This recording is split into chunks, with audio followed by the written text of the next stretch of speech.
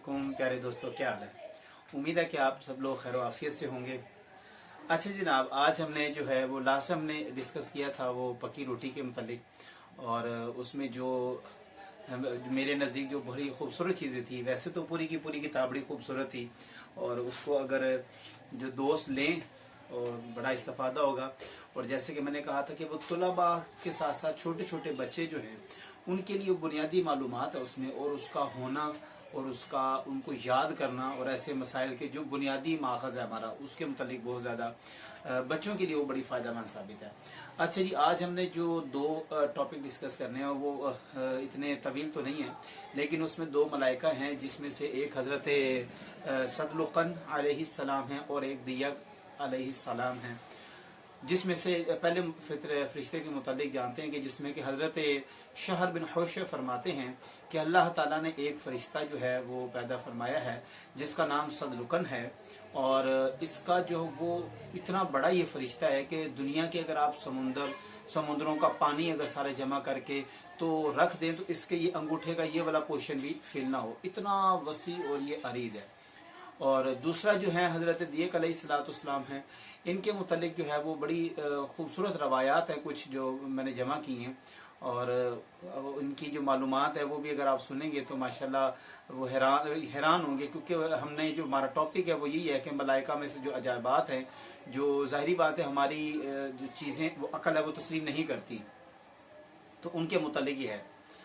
फरमाते हैं कि हज़रत अबू सुफियान से ये रवायत है, वो फरमाते हैं कि आसमान में अल्लाह ताला का एक फ़रिश्ता है,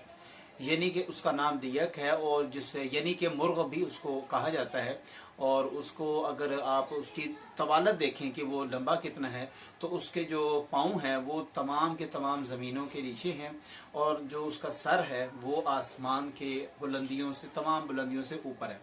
और उनकी जो तस्बीह से मुतल्लिक वो फरमाते हैं सुबहानल्लज़ी सुबहान सुब्बुहिल कुद्दूसिल मलिकिद दय्यानिल्लज़ी ला इलाहा इल्ला हुवा, ये तस्बीह बताते हैं। और इस तस्बीह का एक और बड़ा फ़ायदा है, वो कहते हैं कि अगर कोई मरीज़ है या कोई बीमार शख्स है तो अगर वो ये कलमात पढ़ता है तो उसको शफा भी हो जाती है और उसके लिए बड़ा ये फ़ायदा होता है। और अगर आप कहेंगे तो मैं इसको आपको रिटर्न फॉर्म में भी आपको लिख कर दे दूँगा।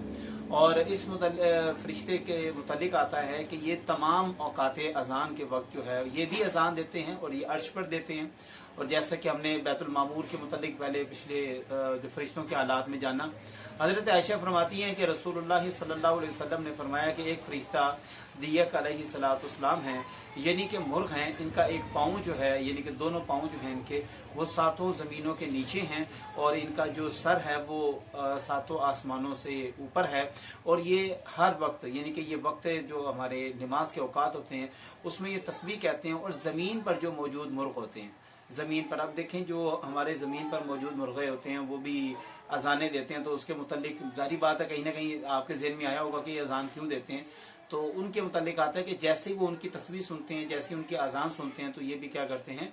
ये भी उनके साथ साथ उनका जवाब देते हैं। अब इनके जिसामत के मुतालिक अगर बात की जाए तो हज़रत अब्बास से एक रवायत है कि इन्होंने फरमाया कि फ़रिश्ता है दियक अलैहिस्सलाम, और आसमान पर इनका जो है वो जो सीना जो है वो सोने का है, और पेट इनका चांदी का है, टांगे इनकी जो हैं वो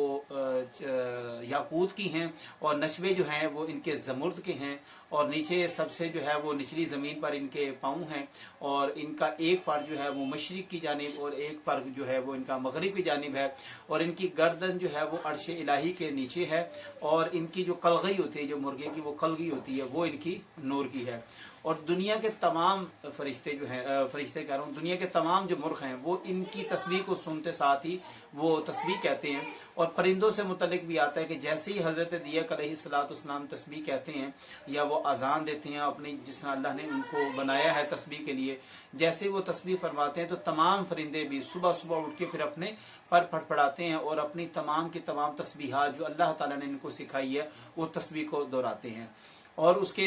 मुतलिक जो है और भी बहुत सारी रवायात हैं कि जो इन्हीं के तकरीबन वो एक ही मजमून है, تو میں نے پھر ان کو جو ہے وہ اسی طرح ایک کے اندر اختصار کے ساتھ بیان کر دیا. اور بس ایک دفعہ حکایت میں آتا ہے کہ حضرت سلیمان علیہ السلام کے دور میں جب مرغ نے اذان دی تو آپ نے فرمایا کہ کیا کوئی شخص جانتا ہے کہ یہ مرغ اذان کیوں دیتا ہے؟ تو ظاہری بات ہے لوگوں کو وہ علم تو نہیں تھا. حضرت سلیمان علیہ السلام کو تو اللہ تعالیٰ نے یہ معجزات عطا فرمائے تھے, یہ طاقتیں اور یہ علوم عطا فرمائے تھے کہ آپ ہوا پہ اوپر آپ کی حکومت تھی, اور چرند پرند جو بھی ہو مخلوق آپ ان کی آوازیں نہ صرف سنتے تھے بلکہ سن کر سمجھ بھی لیتے تھے, ان کی بولی بھی جانتے تھے, اور آپ ان کی بولی سمجھنے کے بعد ان کو جواب بھی دیا کرتے تھے. یہ آپ کا ایک معجزہ تھا. تو حضرت سلیمان علیہ السلام نے فرمایا کہ وہ کہتا ہے کہ اے غافلو اللہ کو یاد کرو, یعنی کہ دنیا کے اوپر روئے زمین کے اوپر کوئی ایسی شے نہیں ہے جو اللہ تعالیٰ کا ذکر نہ کرتی ہو. ایک انسان ہی ہے کہ جو آپ دیکھتے ہیں کہ وہ غافل ہو جاتا ہے, وہ اس نے اللہ کا ذکر نہیں کرتا. نیکسٹ آ جاتے ہیں حضرت سکینت علیہ السلام. اس کے متعلق حضرت علی کی بڑی خوبصورت روایت آپ فرماتے ہیں کہ جب بھی نیک لوگوں کا ذکر کیا کرو تو عمر کا بھی ذکر کیا کرو, چونکہ میں نے حضرت صلی اللہ علیہ وسلم کے صحابہ اس بات کو بعید نہیں سمجھتے کہ حضرت سکینہ علیہ السلام جو ہیں حضرت عمر کی زبان پر بولتے تھے. اور ان کے متعلق ایک اور بھی امام ابن اسیر جریری نے لکھا ہے کہ جو یہاں پر حضرت علی نے سکینت کا لفظ استعمال کی, اس سے مراد وہ سکینت فرشتہ ہی ہے اللہ تعالیٰ کا. اس کے بعد قرآن سننے کے جو ہیں وہ حضرت سکینہ علیہ السلام وہ بھی بڑے شوق رکھتے تھے, اور باقاعدہ ایک دفعہ صحابی رسول جو ہے وہ تلاوت کر رہے تھے, اور کرتے کرتے کچھ ان کو لگا جس طرح کسی چیز نے بادل نے ان کو ڈھانپ لیا,